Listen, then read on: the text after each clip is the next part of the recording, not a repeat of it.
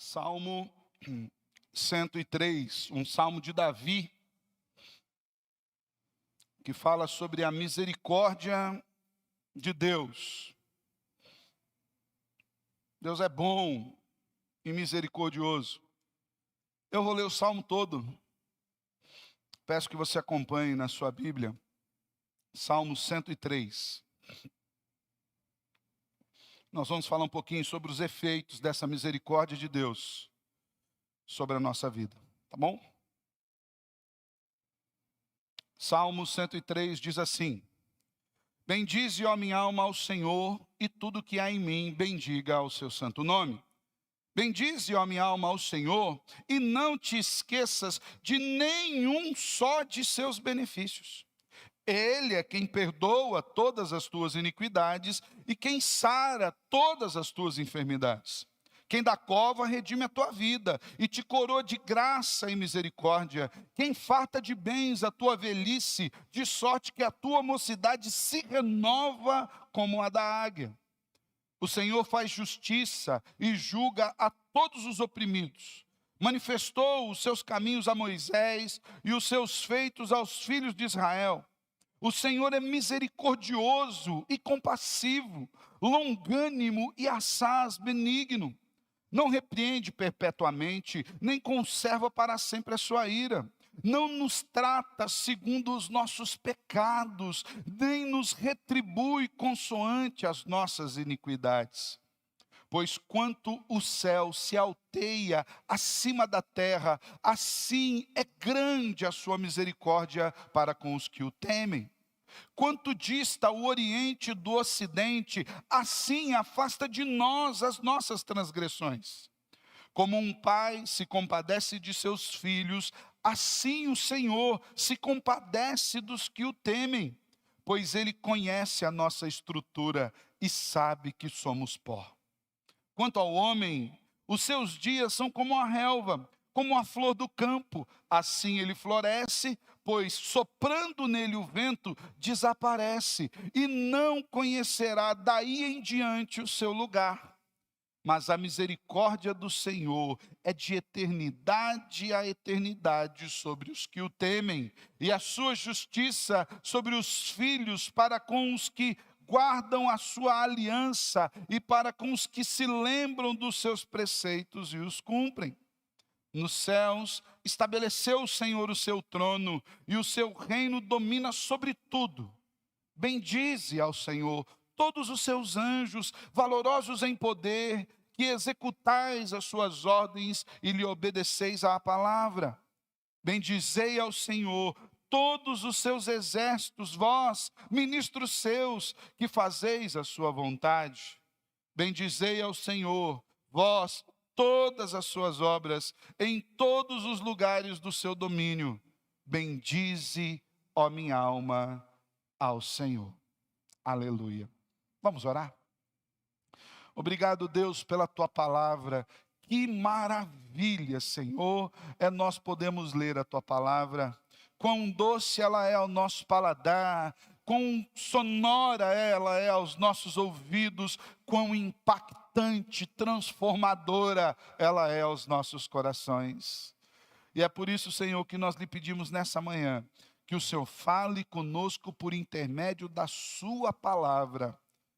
Que o Senhor nos dê a entender a sua vontade, que o Senhor revele a nós o seu caráter, e que nós saiamos daqui, Senhor, mais e mais felizes, mais alegres, mais satisfeitos, por termos sido alcançados pela tua misericórdia, Senhor. Fala conosco em nome de Jesus. Amém e amém. O livro dos Salmos, ou o livro dos Salmos, a composição, a compilação dos 150 livros que nós temos como os Salmos inspirados por Deus, eles foram tirados da Septuaginta, a antiga tradução grega do Novo Testamento, e Martinho Lutero, o grande reformador, os chamou de uma pequena Bíblia, um resumo do Antigo Testamento. Nos Salmos nós temos canções, orações, lamentos, e nós aprendemos de uma maneira muito direta como nós nos relacionamos com Deus. Nós vemos aqui os salmistas abrindo seu coração. Alguns salmos para nós são até com um tom estranho, da forma tão direta, tão crua, com que eles falam para com Deus. Isso, inclusive, nos ensina que não adianta a gente ficar tentando esconder de Deus aquilo que está no nosso coração. O livro dos Salmos, ele é dividido em 5 pequenos livros. Aqueles 150 salmos que você tem, ele é dividido de 5 pequenos livros. E esse que nós lemos aqui, ele faz parte do 4º livro, que está entre o Salmo 90 e o 106. E esse 4º livro em específico são salmos que voltam-se para Deus, dizendo aquilo que Deus é, falando dos seus atributos, das suas qualidades, mostrando que Deus tem sido um socorro sempre presente na vida do seu povo. Então, não é de hoje, nós falamos há pouco aqui de como Deus tem atendido as nossas orações. Alguns irmãos que estão aqui, estou vendo o Índio, a Pati lá, que estavam no hospital também, nós oramos ao Senhor, clamamos ao Senhor. Então não é de hoje que Deus tem atendido as nossas orações. Outros irmãos, eu vou olhando aqui, vou lembrando de cada um aqui, nas adversidades, nos hospitais, no meio de cirurgias, de luta, de luto, de enfermidade. O livro dos Salmos já nos mostra que Deus é um Deus misericordioso desde sempre. Nesse salmo em específico, Davi efetua um diálogo público consigo mesmo. Alguns salmos Davi faz isso. Ele prega para ele mesmo. Ele levanta a voz e começa a pregar para quem? Para os ouvintes. Davi está falando consigo mesmo. Ele diz o quê? Bendize, ó minha alma, ao Senhor. É como se o salmista estivesse enfrentando algum momento de luta e olhasse e percebesse que por um instante qualquer ele estivesse perdendo a sua fé, ou ele estivesse próximo a esmorecer, próximo a fraquejar. E ele olha para si mesmo e fala assim: ó, presta atenção. Olha, minha alma, bendize ao Senhor, bendiga ao seu santo nome. Não esquece dos benefícios que Ele tem tido para contigo, não. Isso nos ensina muito, irmãos. Logo aqui na introdução, dos versos 3 até os 5, você vê o salmista salientando os benefícios do Senhor, da graça dEle sobre nós. Ele fala o quê? É Deus quem perdoa os nossos pecados?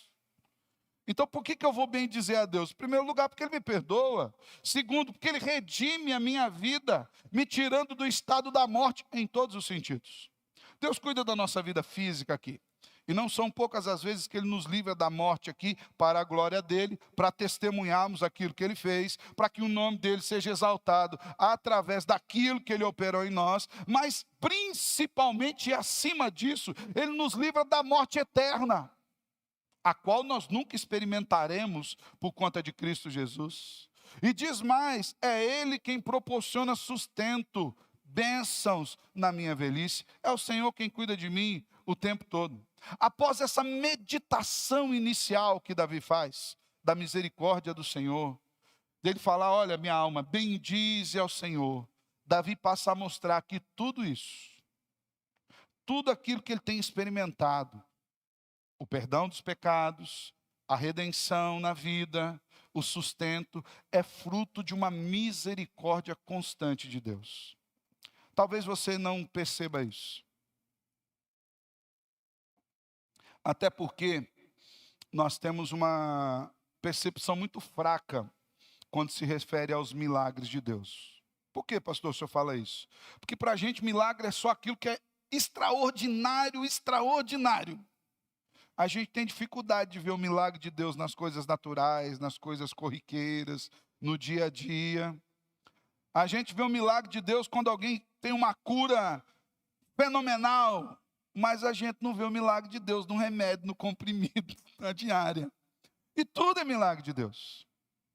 Talvez você não perceba ou não tenha se atentado que se você está aqui hoje, se você tem sustento, se você tem vida, se você pode me ouvir, é porque Deus já tem cuidado de você. Eu falo que talvez Muitas vezes nós erramos quando nós falamos, quando alguém se converte, por exemplo, num período mais avançado da vida, a gente fala, ó, agora Deus vai cuidar de você. Agora como? Deus cuidou de tudo até ali. Deus já tinha cuidado dele antes da fundação do mundo. Porque a conversão dele se deu aqui aos nossos olhos, no tempo e no espaço, mas a Bíblia diz que antes que Deus dissesse assim, no princípio o céu e a terra foi criado, essa pessoa já era amada, cuidada, e Deus já havia providenciado todos os meios para que a salvação chegasse a ela. O que nós podemos dizer é o seguinte, agora você vai perceber o quanto Deus tem cuidado de você, mas Ele sempre cuidou. E nesse aspecto eu gostaria que nós meditássemos um pouco sobre os efeitos desse cuidado, dessa misericórdia de Deus sobre as nossas vidas, que são efeitos diários, são efeitos constantes. O primeiro desses efeitos, que Davi nos mostra aqui, está entre os versos 8 e 9, é que a misericórdia de Deus abranda a ira de Deus sobre nós.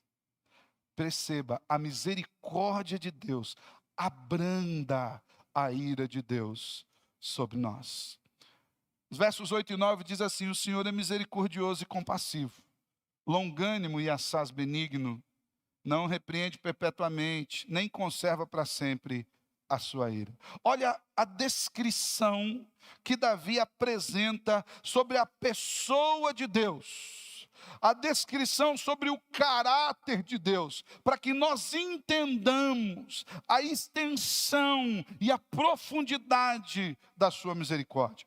Davi diz o seguinte, que o Senhor é misericordioso. O termo hebraico original usado para designar misericórdia aqui, o original dele é um termo que é usado somente para Deus. Não é uma misericórdia humana, não é um sentimento humano, não é uma pena, não é um dó.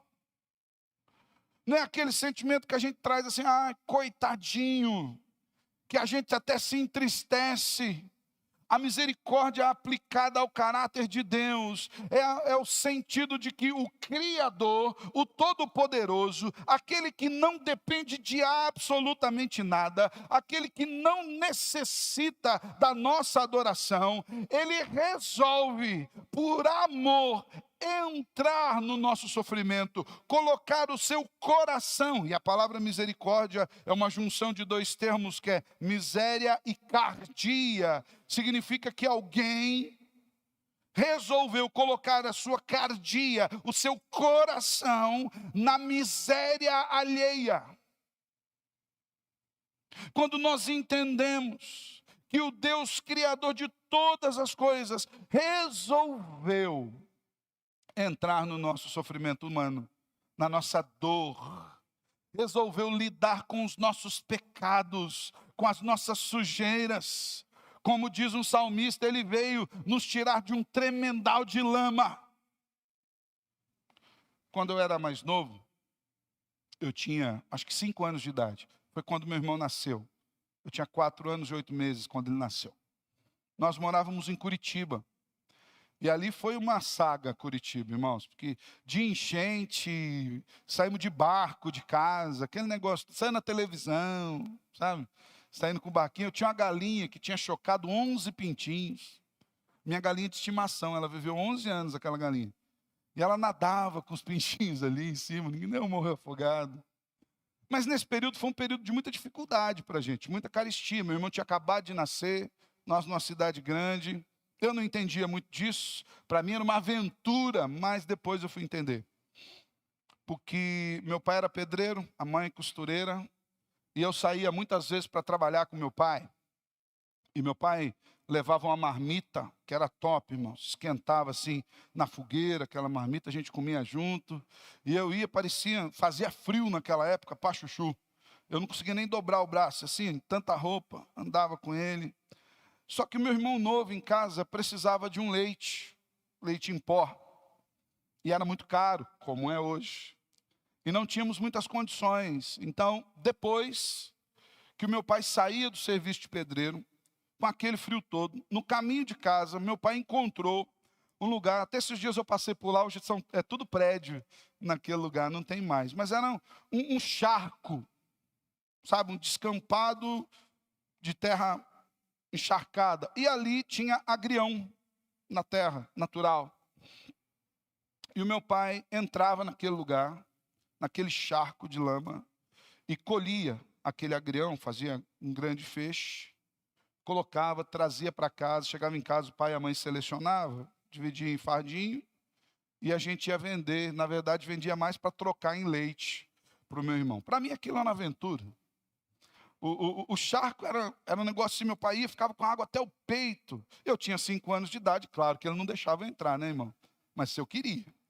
Então, o que ele fazia? Para me acalmar, ele falou, você vai segurar o pai. Tá bom, pai. Ele amarrava uma corda na cintura e amarrava a corda num tronco de uma árvore. E me dava a corda na mão. Falou, você segura o pai aí. Então, quando precisar, o pai puxa a corda. E eu segurava aquela corda, eu acreditava que era eu que estava trazendo ele mesmo.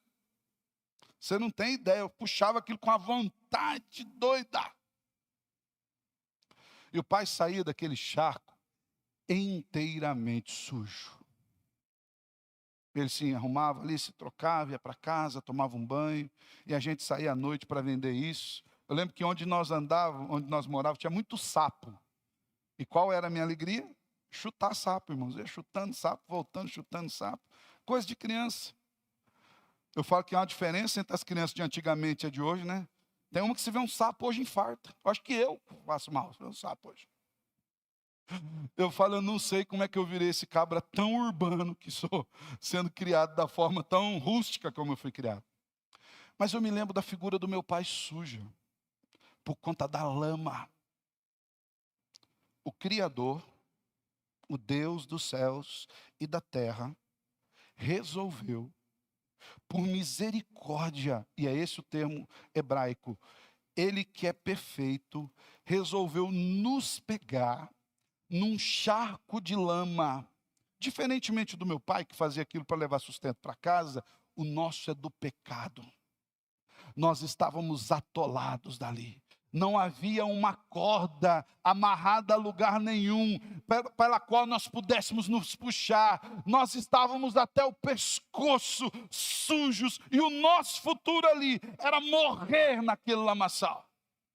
Ele vem, nos tira de um tremendal de lama e põe os nossos pés sobre a rocha e nos firma os passos. Esse é o significado de misericordioso. Diz mais Davi sobre Deus, ele é compassivo.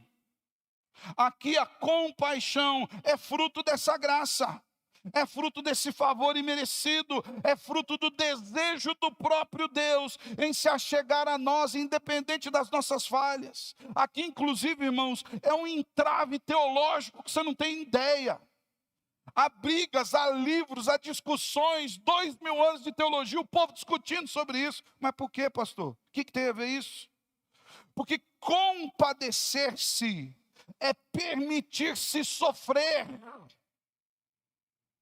Compadecer é entrar na dor do outro. Compadecer é expor pontos fracos. Agora você imagina quando nós estamos falando de Deus. Qual é o ponto fraco de Deus? Tem uns meninos doidos aí, tentando fazer teologia, que diz que os pontos fracos de Deus somos nós. Não é não. Ele não tem ponto fraco. Mas ele resolveu vir sentir a nossa dor. Quando nós lemos no Evangelho de João, e o verbo se fez carne e habitou entre nós, nós estamos vendo um Deus todo-poderoso, resolvendo entrar no nosso mundo para sofrer a nossa dor. Ele veio empoeirar o seu pé aqui para nos livrar do nosso pecado. Ele foi achincalhado, foi à cruz do Calvário, foi crucificado. Ele sofreu a dor das chibatadas, da coroa de espinho, do vexame, da vergonha. Ele se fez fraco para fortalecer-nos nele. Olha o que o salmista está dizendo. Nós estamos falando de Davi, numa revelação da pessoa de Cristo, pelo menos 600 anos antes dele vir. Ele é compassivo. Esse Deus é um Deus que entra nas nossas dores. Diz mais, ele é longânimo. Sabe o que é longânimo? Tardio em irar-se. Deus não é igual a gente, não. A gente é meio estupim curto. Tem uns que nem estupim tem. Pega na partida mesmo. Tem uns que tá com o fio desencapado. Às vezes nem só de relar já. Deus é longânimo. Aleluia por isso. Imagine se cada vez que nós pecássemos, ele resolvesse dar uma punição. Eu falo, eu já mandei Cristo na cruz, mas essa pessoa está exagerando. Vou dar uma... Não, nós estávamos mortos. Ele é longânimo. Ele não apenas é tardio em se irar, mas ele depositou toda a sua ira, ele derramou toda a sua ira sobre Cristo. E diz, ele é assaz benigno. Ele é excessivamente bondoso. Pensa em alguém bom. Pensou em alguém bom? Alguém que você julga assim, essa pessoa é boa. Deus é o excesso, a extrapolação, além do limite daquilo que você possa imaginar que é bondade. Nós não conseguimos mensurar a bondade de Deus. A gente não consegue. Ele é fiel. Ele cumpre aquilo que está disposto no seu coração. Assim como a misericórdia qualificada de Deus, nós podemos perceber que o Senhor, apesar de nos corrigir, ele não se ira perpetuamente contra nós. É por isso que ele enviou Jesus na cruz, para nos reconciliar com ele, como nos diz 2 Coríntios 5,19. Deus é um Pai amoroso, que repreende, adverte, até mesmo nos corrige, às vezes com energia, mas não se esquece dos seus filhos. A sua ira não é eterna sobre nós. Sobre nós. Deus nos repreende, mas não desiste de nós. Eu louvo a Deus por isso. Ele não desistiu de mim. Ele não desiste de você. E não é porque ele veja algum potencial na gente. O único potencial que a gente tem top mesmo é para pecar. Largar nós assim desgarrado. Só a graça mesmo, irmãos. Ele não nos salvou porque a gente vai fazer alguma coisa boa para o reino. Eu vejo algumas vezes as pessoas falando, olha, esse daqui Deus vai salvar. Porque imagina se uma pessoa dessa for salva, o que não vai acontecer com o reino de Deus? Vai ficar a mesma coisa, irmão. Você acha que Deus depende de algum potencial que nós tenhamos aqui?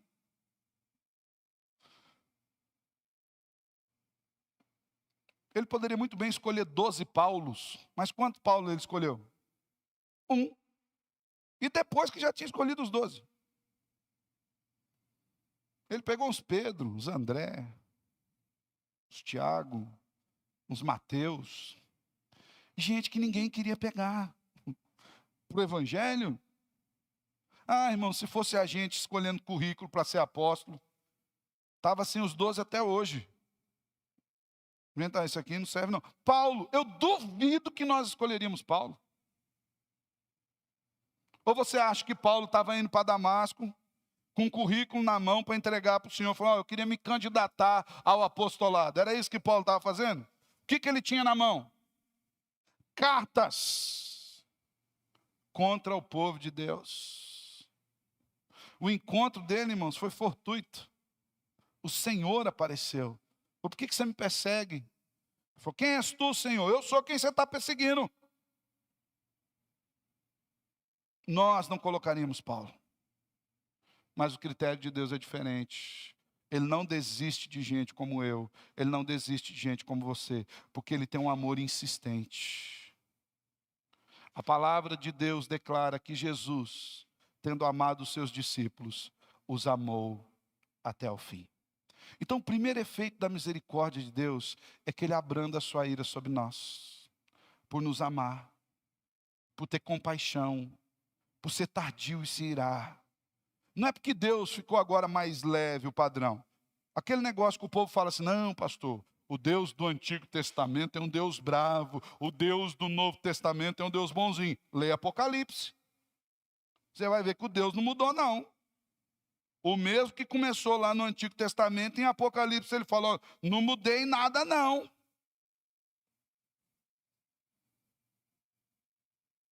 Mas para com os seus, ele abranda a sua ira. Por quê? Porque ele castigou o nosso pecado em Cristo Jesus. Segundo lugar, segundo efeito da misericórdia de Deus sobre a nossa vida, é que por conta da sua misericórdia, ele não nos trata segundo os nossos pecados. Aleluia. Aleluia. Verso 10. Não nos trata segundo os nossos pecados, nem nos retribui consoante as nossas iniquidades. Apóstolo Paulo, escrevendo carta aos irmãos de Roma, capítulo 6, versículo 23 de Romanos, diz que o salário do pecado é a morte. Você entende o que é salário? O que significa salário? Salário significa a justa paga por algo que foi feito. De maneira que quando você trabalha, o seu patrão não está fazendo um favor de te pagar o salário. O salário é a justa paga, é aquilo que estava acertado, é aquilo que estava previamente combinado. Olha, Daniel, você vai fazer isso daqui, para você fazer isso aqui, o seu salário é X. Aí o Daniel faz bem feito aquilo ali. O Daniel não pode chegar e falar, mas eu fiz bem feito. O patrão vai falar, mas era fazer bem feito mesmo. Senão o salário não era nem esse. E o patrão também não pode chegar para ele e falar assim, mas pô, meu pai era... Eu estou lembrando aqui do pai aqui, mas é porque alguns exemplos caseiros. Meu pai era construtor e ele pegava muita coisa por empreita. E uma vez uma pessoa queria uma garagem lá, e olhou, falou, quanto você cobra para fazer essa garagem? Meu pai deu o preço lá para ele, falou, nossa, preço bom, gostei, pode fazer a garagem. Com 3 dias a garagem estava em pé. O cara chegou e falou, mano, você vai ganhar esse dinheirão tudo por 3 dias? Meu pai falou, mas eu não te cobrei por dia, te cobrei pela garagem. Você disse que o preço estava bom, então nós estamos combinados. Lá no Éden, o Senhor disse para Adão, daquela árvore ali você não come não. Porque no dia que você comer, você vai morrer. E o salário continua vigente. E a gente continua abocanhando a árvore. E Paulo diz que o salário do pecado é a morte. Então é a justa paga. Qual seria o normal que Deus tratasse eu e você? O que eu e você merecemos? A morte, afastamento eterno. Gosto muito de conversar sempre com o presbítero Lorival, toda vez que eu cumprimento. Senhor Lorival, como o senhor está? Esses dias eu falei com ele no telefone. Você liga para ele, você fala que ele tem qualquer coisa de feliz, menos Covid. Ele está bom. O homem está firme. Senhor Lorival, como é que você está? Estou bem, pastor. Estou bem, mano. Estou tranquilo aqui, dei uma tossezinha aqui. Mas estou fazendo aqui minhas coisas aqui. Minha dona Sandra está boa também. Tá tudo bem. E toda vez que eu cumprimento o senhor Lorival, eu falo, como é que o senhor está, senhor Lorival? Ele falou, estou melhor do que eu mereço. Por quê? O nosso merecimento é a morte. Mas Paulo, no mesmo versículo, diz que o dom gratuito de Deus é a vida eterna em Cristo Jesus, nosso Senhor. Então a misericórdia de Deus faz com que Ele não nos trate com a justa paga que nós merecemos. Nós merecemos morrer. Aquela ideia de quando acomete alguma dificuldade em casa, fala, Senhor, por quê? Eu não sei por que Deus não nos matou, irmãos. Uma das minhas crises, quando enfrentei a luta ali com o Covid, além de preocupado com a igreja, é que eu via notícia na televisão, hoje morreu não sei quem, hoje morreu não sei quem, hoje morreu não sei o que lá, hoje morreu lá. Eu falei assim, por que não eu? Não há nada diferente. Qual o critério? Eu não sei. Eu não sei o projeto dele, mas eu merecia e poderia ter morrido. Gente boa, gente crente, que ama o Senhor, ele levou. Mas por um motivo eterno, que será nos revelado na glória, quando nós o virmos face a face e entendermos como é, ele não nos trata segundo o nosso pecado. Antes ele resolve dar um presente. O dom gratuito de Deus, Paulo diz. O que significa isso? O presente, dom, um presente, gratuito. Não é, quando fala gratuito, a ideia não é que não tem preço, que não vai te cobrar o preço. É que é um presente totalmente imerecido. É um presente que nos pega assim, sem merecimento algum. Aquele presente que você ganha sem ser aniversário, sem ser Natal, sabe? Do nada. Sem um motivo que nós julguemos específico. É a vida eterna. Deus nos aceita até quando nós não nos aceitamos. Tem um livro de Brennan Manning, o nome do livro é Impostor que Vive em Mim. Lê esse livro, muito bom. Vale a pena. Ele diz que muitas vezes ele não se amava. E ele ficava bravo com Deus, porque ele sentiu o amor de Deus, quando ele mesmo não conseguia se amar. Ele falava, como é que o Senhor consegue me amar? Porque eu não estou dando conta. Até quando a gente não se aceita. E essa aceitação de Deus não é uma liberação para pecar não, viu irmãos? Presta atenção. É o consolo para aquele pecador arrependido que sofre com pecado. Para aquele cujo pecado é um acidente. Para aquele que está lutando diariamente para parecer-se com Cristo. E quando ele olha para si mesmo, ele fala, eu não dou conta. Deus fala assim, em Cristo eu perdoei você. Verso 11 diz, pois quanto o céu se alteia acima da terra, assim é grande a sua misericórdia para com os que o temem. A Bíblia ainda nos aponta a extensão desse perdão e misericórdia de Deus para com os nossos pecados e como Ele nos distancia dos pecados. Diz assim, quanto dista o Oriente do Ocidente, assim Ele afasta de nós as nossas transgressões. Eu imagino a gente chegando no céu. Sabe aquela imagem que João teve? Que o Senhor perguntou, quem são esses? Vestidos de branco. De onde eles vêm? Quem eles são? Eu imagino a gente lá. E aí a gente olha para trás. E a única forma de nós entendermos o porquê estamos lá, não é olhando para a nossa história, não é olhando para a nossa vida, é olhando para Cristo. Porque vai ser uma distância tão grande do lugar onde nós estamos para o lugar onde nós deveríamos estar, que nós não compreenderíamos sem a ação do Senhor. É por isso que a palavra afirma que onde abundou o pecado, superabundou a graça. Não há pecado que faça diminuir o amor de Deus para conosco. Ele não nos trata segundo os nossos pecados. Antes, Ele castigou cada um dos nossos pecados em Cristo. O primeiro efeito da misericórdia do Senhor sobre nós é que Ele abranda a sua ira. Segundo, é que Ele não nos trata de acordo com os nossos pecados. Terceiro, Deus produz em nós, Deus gera um relacionamento paternal. Eu gosto muito da palavra adoção.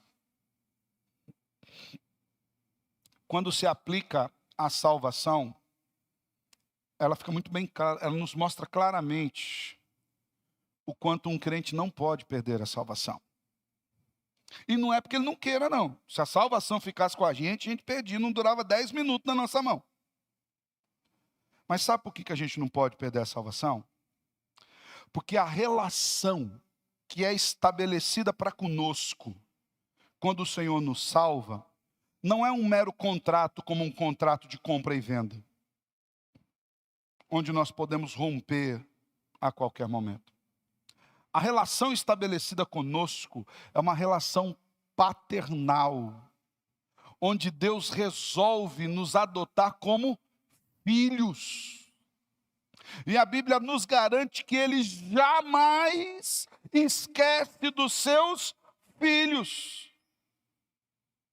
Aqui, no nosso relacionamento humano, nós nos escandalizamos quando nós vemos algum pai, e irmãos, ore pelo nosso mundo. Eu tenho assistido pouco jornal, por várias questões. Mas de vez em quando a gente precisa assistir alguma coisa. Muito pior do que as notícias que a gente vê sobre política, a briga sobre remédio, pior do que as notícias sobre Covid. Perceba a iniquidade crescendo, pais abusando de filhos, irmãos. Filhos. Essa semana eu vi 2 notícias com meu coração. Eu não consigo dizer para os irmãos o que eu senti. Uma mulher entregando a filha de 12 anos. A mulher levava a criança para ser abusada. Eu não sei. Eu louvo a Deus porque Ele me colocou como pastor. Se Ele me colocasse como policial, eu ia ter mais alguns pecados aí para tratar e depois na eternidade com o Senhor. Depois outra notícia. Um casal de pais, jovens. Os 2 chamavam os vizinhos e abusavam dos filhos de 3 anos de idade, irmãos. O problema do mundo é o Covid? Quiçá o Senhor levasse a gente tudo com esse Covid aí. Irmãos, nós nos escandalizamos com isso. E Deus disse: acaso uma mãe pode esquecer o filho, mas se ela esqueceu, eu não esqueço. Mães lutando para poder abortar, irmãos. Eu louvo a Deus porque ali na Argentina foi aprovado o aborto, não é por isso que eu louvo a Deus, não. Eu louvo a Deus porque os médicos estão se negando a fazer o aborto. Ele falou: o juramento que a gente fez lá é para manter a vida, não é para acabar com a vida, não. Que Deus levante mais médicos assim. Homens da maior firmeza. Lembram do profeta? O rei foi entrar no templo e falou: aqui não, rei. Aqui é a casa de Deus. E a Bíblia chama ele do quê? Homem da maior firmeza. Nós nos escandalizamos com isso. Porque essa é uma das relações mais profundas que nós temos com o ser humano. Só há uma relação mais profunda do que a relação paternal, que é a relação do casamento. Onde nós deixamos pai e mãe e nos unimos a uma esposa. Inclusive é por isso que Cristo é o noivo e a igreja é a noiva. Esse relacionamento é até que a morte o separe. Mas a Bíblia diz que Deus não esquece dos seus filhos. Deus nos adotou, nos trouxe para si. E a gente apronta, e a gente pisa na bola. Mas como pai, Deus não nos abandona. Uma grande parte daqui é pai. Sabe, tem hora que dá vontade de ser uma conversa mais séria, né? Aquela varinha que estava guardada lá, está na hora da gente utilizá-la. Tem hora que dá vontade de você dar umas 20 voltas na orelha, assim, sabe? Hoje acabou isso, né? É só no meu tempo que tinha isso, irmãos. As orelhinhas estão tudo intactas. Eu acho que a minha orelha é grande tanto que foi puxada. Ela era pequenininha, a mãe que aumentou ela aí no decurso dos anos. Hoje parou com essas coisas. Tem horas que a gente está por aqui. Mas qual de nós não acode um filho mesmo quando você está bravo com ele? E eles dão bastante motivo para a gente ficar bravo. Não. Quem está com ele pequenininho, fica esperto. Vai dar ainda. Porque nós os amamos. Verso 13 diz: como um pai se compadece dos seus filhos, assim o Senhor se compadece dos que o temem. Pois Ele conhece a nossa estrutura e sabe que nós somos pó. Ele sabe que nós somos pó. A comparação entre Deus e um pai compassivo e amoroso é desenvolvida em todas as Escrituras. Veja, por exemplo, Romanos 8, de 14 a 17. Romanos 8, de 14 a 17. Olha como o apóstolo Paulo escreve isso de maneira fantástica, abençoada e inspirada por Deus. Diz assim: pois todos os que são guiados pelo Espírito de Deus são filhos de Deus, porque não recebestes o espírito de escravidão para viverdes outra vez atemorizados, mas recebestes o espírito de adoção. Presta atenção, o Senhor nos salvou, não nos deu um espírito de escravidão, onde a gente fica com medo. Ai, se eu fizer alguma coisa errada, Deus vai me mandar embora, Deus vai me vender, Deus vai me entregar. Recebestes um espírito de adoção, baseados no qual nós clamamos, Abba, Pai. Uma tradução mais ligeira, rápida e desapercebida para Abba Pai é a ideia de paizinho, papai, de intimidade. Mas não é isso que significa Abba Pai, não. Eu lembro que no meu tempo de juventude virou quase com a moda, todo mundo papaizinho, paizinho, papai e tal, baseado no Abba Pai. Mas não é esse o significado de Abba Pai. Abba Pai é um grito, é um gemido, é um clamor por aquele único que pode nos socorrer. É como um filho atemorizado no meio de um grande perigo, e ele olha para o seu pai, mais do que as palavras papai, ô pai, ele está levando ao pai a certeza de que o pai é o único que pode socorrê-lo. É o único. O Abba Pai é muito mais do que um significado da palavra em si, é um clamor do coração, é um depósito de confiança em Deus. Deus nos traz para sermos seus filhos de tal forma que nós sabemos que Ele se torna o nosso único socorro. E olha o que Paulo diz: o próprio Espírito testifica com o nosso Espírito que nós somos o quê? Que nós somos o quê? Filhos de Deus. O Espírito não testifica dizendo assim, nós somos membros da igreja. O Espírito não testifica dizendo assim, nós somos pessoas que exercem ministérios. O Espírito não testifica dizendo, a gente é amado de Deus, mas não abusa não. O Espírito testifica com o nosso Espírito, dizendo que nós somos filhos de Deus. Logo, se somos filhos, somos também herdeiros. Herdeiros de Deus e co-herdeiros com Cristo. Ou seja, tudo aquilo que é de Deus, Ele deixou para quem? Para os seus filhos. O céu é nosso, a salvação é nossa, a glória é nossa. Porque compramos, porque merecemos, porque herdamos gratuitamente. Porque Deus resolveu nos adotar como seus filhos. Veja o que afirmam os dois textos, tanto o Salmo quanto o texto de Paulo. Deus é um Pai amoroso, e o temor que o Espírito Santo coloca em nosso coração com respeito ao Senhor é um sinal claro de que nós somos filhos de Deus. E se tem uma coisa que está segura no coração de um filho, é a certeza de que na casa sempre há retorno, sempre há lugar seguro. Tem um livro escrito por Max Lucado, leia esse livro. Lê esse livro. O nome é Aprenda a Compartilhar um Amor que Vale a Pena. O nome do livro. Se eu não me engano, é o capítulo 16. Irmãos, eu sou um cara meio durão. Né? Não é que eu não choro, hoje eu já estou mais molão. Né? Mas teve uma época aí que para arrancar uma lágrima do meu olho era só se furasse mesmo. Mas, gente, Deus vai tratando na gente, a gente vai ficando mais. Eu terminei de ler o capítulo 16 desse livro aos prantos.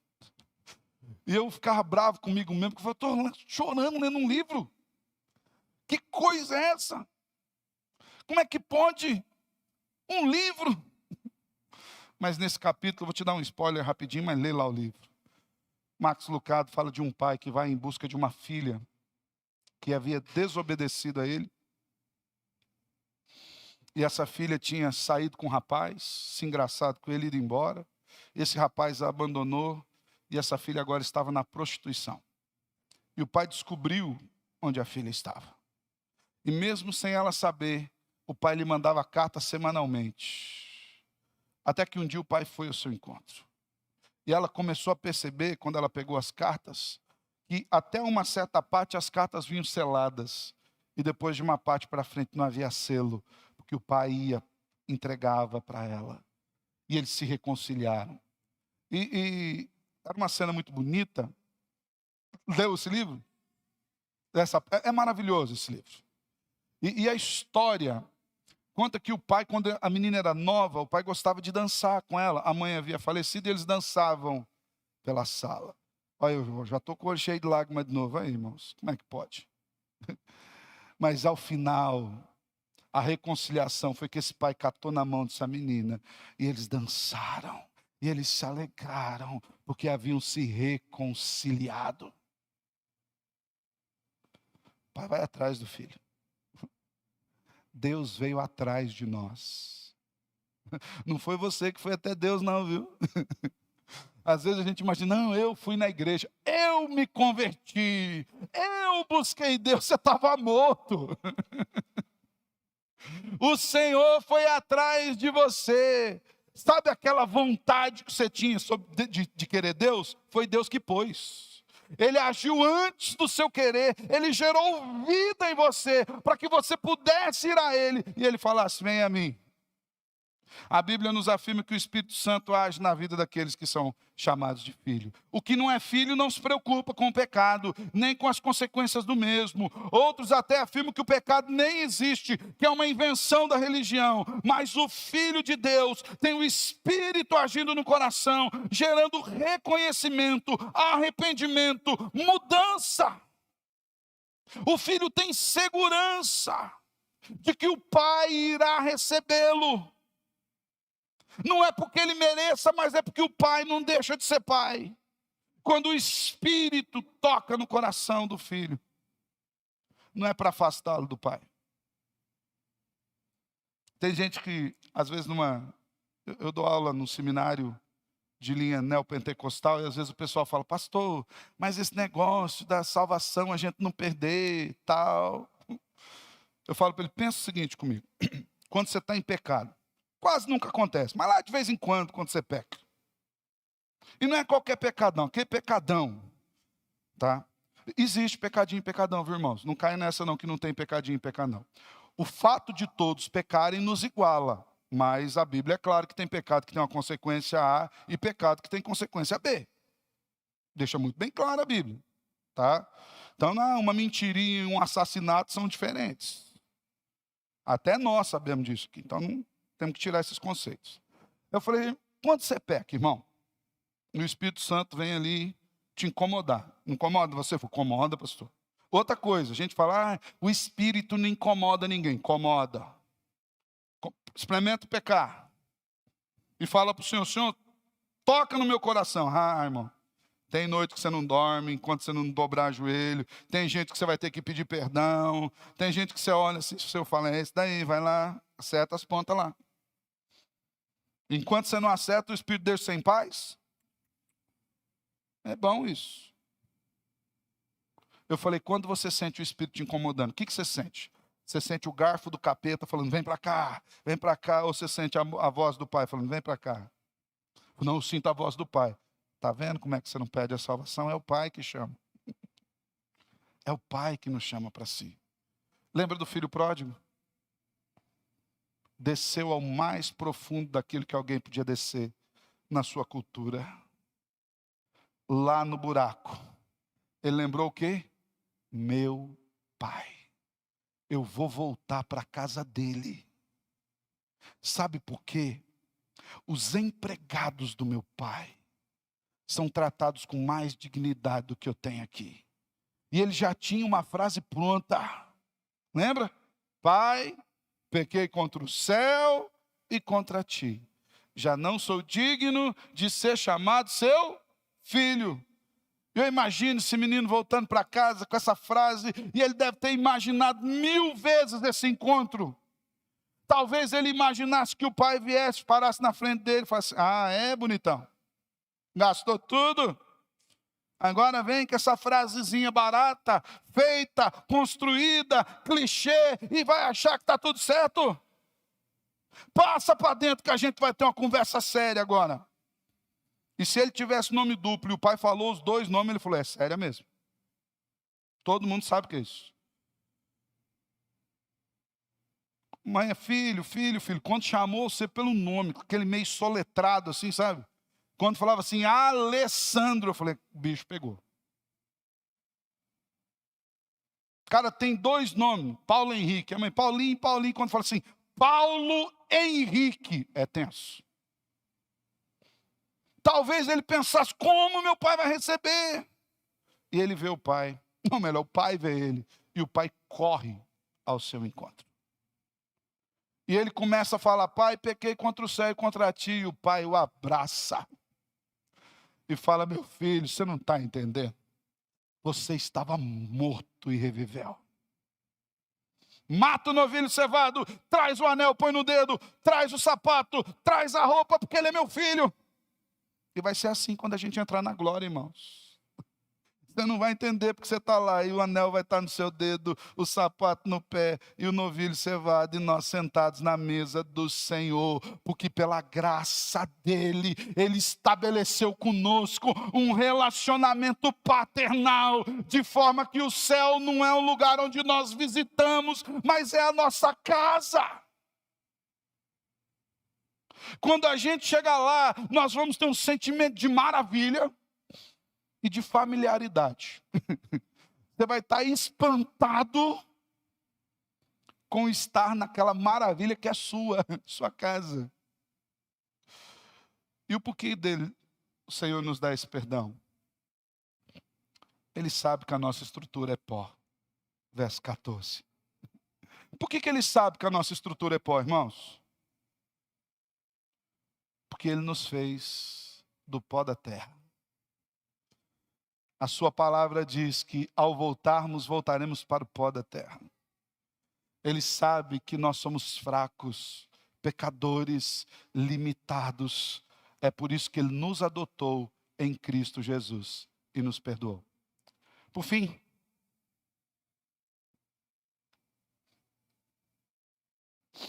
os efeitos da misericórdia do Senhor abrandam a ira, faz com que ele não nos trate segundo os nossos pecados, estabelece um relacionamento paternal e não se desgasta com o tempo. Pastor, até quando que dura a misericórdia do Senhor? Até quando eu vou pisar na bola e Deus vai me perdoar? Até quando Deus não vai se esquecer de mim? Até quando esse amor vai continuar presente? Eternamente. Versos 17 e 18. Eu vou ler até o 16. Porque no 16, ou melhor, 15 e 16 e o 17 e 18. No 15 e 16, Davi faz uma comparação entre a transitoriedade do homem e a eternidade da misericórdia de Deus. Verso 15, Davi diz assim: quanto ao homem, os seus dias são como uma relva, como a flor do campo, assim ele floresce, pois soprando nela o vento desaparece, e não conhecerá daí em diante seu lugar. Passageiro. Eu sou passageiro, você é passageiro. Os nossos dias aqui vão até 70, 80, enfado e cansaço, mais vigor 100, mas vai acabar. Vai acabar. São os passageiros. Ó, transitório. Faz o exercício. Você que tem 40, 50, 60. Imagina a sua idade para frente. Até você que tem 15, 16. Imagina assim, daqui a 15 anos, daqui a 20 anos. É tempo para chuchu, não é? Mas olha para trás. Demorou todo esse tempo para passar? Parece que a conta não fecha, né? Você olha para a sua idade, projeta isso lá para frente, fala, meu Deus, é tempo que não acaba mais. Mas quando você olha para trás, fala, mas foi ontem. Eu nasci agora, eu já estou aí com 46, 50, 60, 70. O homem é passageiro, é transitório. Soprando o vento, vai embora. Mas, verso 17, a misericórdia do Senhor é de eternidade a eternidade. Olha só, o homem é como uma planta, uma relva. Ele não tinha, aparece, vem o vento, leva embora. a misericórdia do Senhor é de sempre até sempre. É de eternidade a eternidade sobre os que o temem, e a justiça sobre os seus filhos, os filhos dos seus filhos, para com os que guardam a sua aliança, para os que se lembram dos seus preceitos e os cumprem. Então Davi afirma que tudo em nós é transitório. O nosso caráter é passageiro. A gente passa rápido demais. Mas quando ele olha para a misericórdia de Deus, ele fica maravilhado. Porque ele percebe que a misericórdia de Deus sempre esteve presente na vida dele. Sempre. É a misericórdia de Deus que fez Davi pastorear. É a misericórdia de Deus que mandou um urso para Davi espantar. É a misericórdia de Deus que permitiu que um leão levasse a ovelha para Davi buscar. É a misericórdia de Deus que fez com que os irmãos dele fossem para a guerra e ele não. É a misericórdia de Deus que fez com que ele levasse queijo. Devia ser um bando de mineiro, né? Levasse queijo para eles comerem lá na guerra. É a misericórdia de Deus que fez que Davi chegasse na hora que Golias estava gritando lá: "Oh, não tem homem aí em Israel, não!" É a misericórdia de Deus que levou Davi no palácio. É a misericórdia de Deus que fez Davi olhar para Saul e falar: "Então, Saul, eu vou matar o gigante." Saul olhou para Davi, não colocou muito reparo em Davi, não. Mas a mesma misericórdia que já havia cuidado de Davi falou: "Eu espantei o urso, eu matei o leão." É a misericórdia de Deus que levou Davi na beira do riacho, pegar pedrinhas. Esquece o misticismo da pedrinha, viu, irmão? Aquele negócio, 5 pedrinhas e tal. Tem gente que fala: maravilhoso, conselheiro, Deus forte, Pai da eternidade. Isso não tem nada a ver, até porque maravilhoso, conselheiro é uma expressão só. Não são duas. Maravilhoso, conselheiro. Então tinha uma pedra a mais. Ademais, nem precisava mais pedra. Foi pela misericórdia do Senhor que Davi não tremeu diante das ameaças de Golias. Foi pela misericórdia do Senhor que ele falou: "Você vem contra mim com espada, mas eu vou em nome do Senhor." Foi pela misericórdia do Senhor que uma única pedra, da beira de um rio, com uma funda, não é igual um estilingue, viu, irmãos? Estilingue, funda, você roda, solta uma aba, a outra tem que ficar na mão, e você tem que soltar na hora certa. Porque ela vai lá. Eu lembro da Isabela falando, tum, bem na cabeça do gigante. E ele caiu. Essa é a mesma misericórdia que teve com Davi quando Saul queria matá-lo. É a mesma misericórdia que esteve com Davi quando Natã falou: "Você é o homem que merece morrer." Davi entende: em nenhum momento da minha vida, em nenhum momento da minha história, em nenhum momento da minha existência, eu passei sem a misericórdia do Senhor. Nenhum. Aqueles que temem a Deus gozam da sua misericórdia, que é eterna no sentido mais correto da palavra. A gente gosta de usar o termo eterno para aquilo que é infinito. Começou, não tem fim, a gente chama de eterno. Mas eterno não tem começo e não tem fim. Deus é eterno. Ele é. Quando ele se apresentou a Moisés, ele falou assim: como Deus se apresentou a Moisés? Eu sou o que eu sou. Não é eu era, eu serei. O tempo verbal é perfeito. Eu sou. Uma vez perguntaram para o reverendo Caio Fábio. Meu coração até dói quando eu ouço falar do Caio Fábio. Irmãos, quem conheceu o Caio Fábio, quem ouviu os sermões dele, o drama de Absalão. Que sermão, irmão. Esse dia eu estava ouvindo de novo. O drama de Absalão. Ouça, vai lá para o YouTube. Ouça, o drama de Absalão. Hoje o Caio Fábio se perdeu. Queremos na misericórdia de Deus e é Ele com o Senhor. Eu falo que na pior das hipóteses, Ele vai estar na mão do reto e justo juiz. Então o que Deus julgar, está top. Mas perguntaram para o Caio Fábio esses dias aí. o ano passado. Deus existe? Quando eu vi Caio Fábio respondendo, eu falei, eu vou ouvir. E logo que no começo, meu irmão, meu coração gelou, irmãos. Porque Caio Fábio começou respondendo assim, não, Deus não existe. Eu falei, ô Senhor, eu vim aqui esperando uma resposta tão assim, substancial, né? Aí ele começou a discorrer sobre o assunto. Ele falou, não, Deus não existe. Quem existe sou eu. Eu falei, piorou. Quem existe é você. Eu falei, ixi, acabou.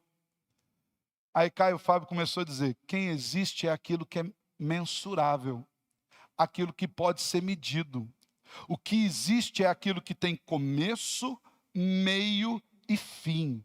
Deus não tem começo, não tem meio, não tem fim, não pode ser mensurado por nós. Deus não existe, Deus é.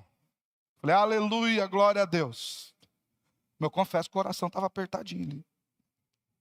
Deus é de eternidade a eternidade, tal qual a sua misericórdia. E essa é a grande misericórdia que Ele tem para conosco. E o ápice da sua misericórdia se manifesta na pessoa de Cristo.